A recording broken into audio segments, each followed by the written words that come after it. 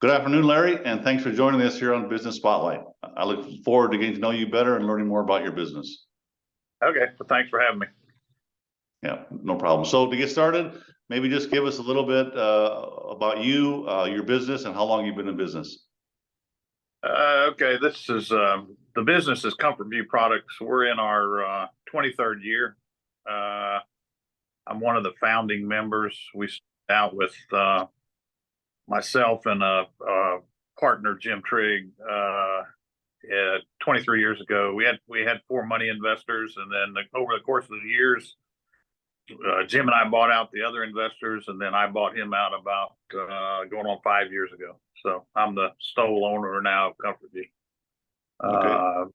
We make vinyl windows for residential construction. We ship, I think, 12 states all over the Southeast.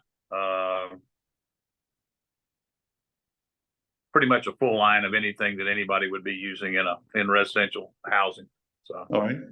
Excellent. So Larry, you've been in business a long time. When you think about success, who comes to mind?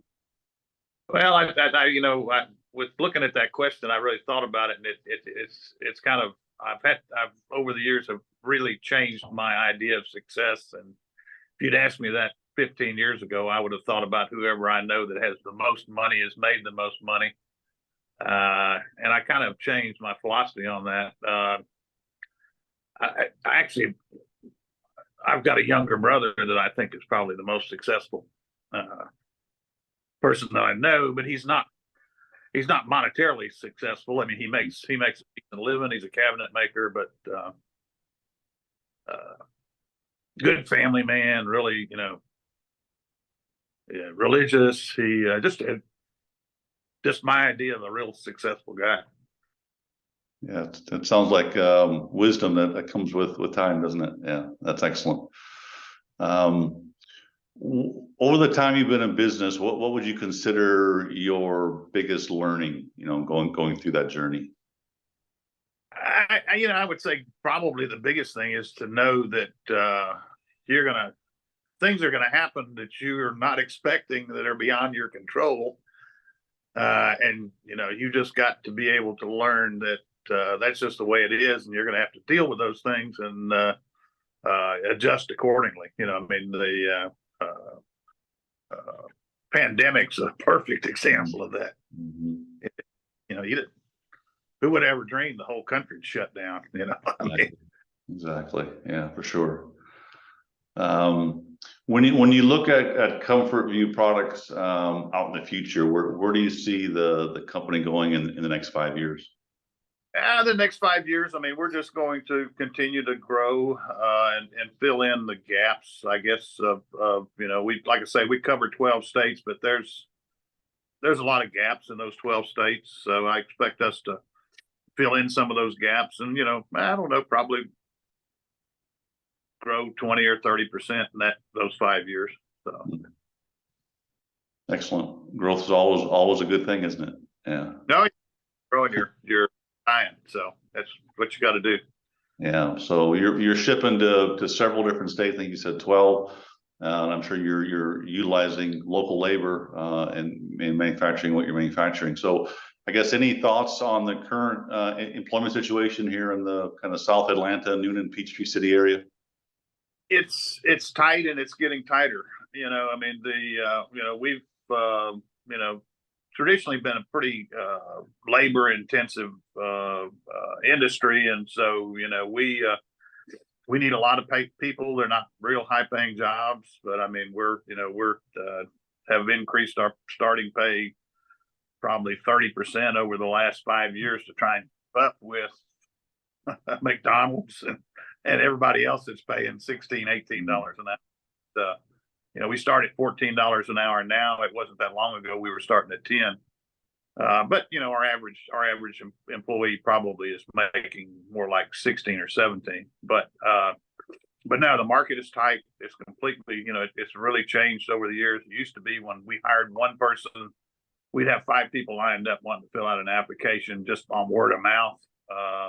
Now it's a struggle to even get somebody to come in and fill out an application. And if they do, you hire them, they may not go for their drug screen, or they may take the drug screen and then never show up for work, or they may show up and last till lunchtime. It's pretty challenging on finding people that want to work. Yeah. So. Yeah, definitely labor shortages and quality of it is a common challenge across, many businesses, not just here, but, across the country. Yeah, absolutely.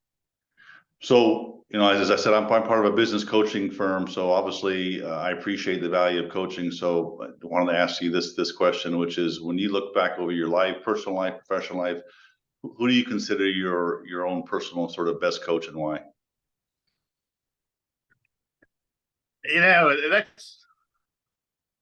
That's a really hard question, to be honest with you. I don't know. In business, probably my ex-partner, Jim Trigg. I mean, because he started out as my boss and we became partners, and he taught me a lot of stuff about dealing with customers and that kind of thing.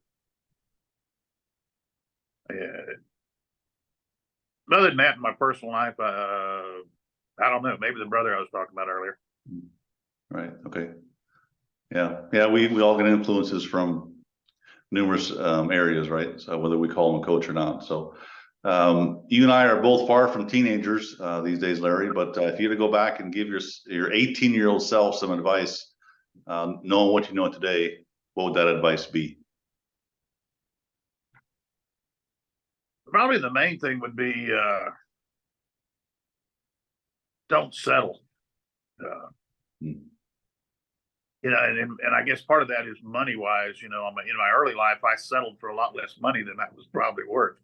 And it took me a while to figure out that if you demand it, you're not going to get it. So that would be my advice. Yeah, that's good. That's fantastic words. I mean, self-worth is something that we can all reflect on, and I really like that. Don't settle. Yeah. All right, sir. Any offers that you'd like to make people aware of, or we can post in a newsletter or posting or anything that you want people to make sure they don't leave here without knowing? No, not really, because we sell through distribution, and so we're not really dealing with homeowners, so or individuals. It's all through distribution. So no real offers, but I guess if they're redoing their house or building a house, when they go to the lumber yard, ask for Comfort View windows. So there you go. So what is the best way for people to, I guess, to get in touch with you or with your wholesalers or vendors? What's your advice for people who want to test your product? We've got a website, comfortviewproducts.com. And there's a button on there for inquiries, or they could just email to info at comfortviewproducts.com. All right, excellent. Well, that sounds easy enough. Well, Larry, I really appreciate your time today. I appreciate, as I said earlier, I wish you the best of luck in your business, and so we're going. Yep, very good. Thank you, Larry. Thank you.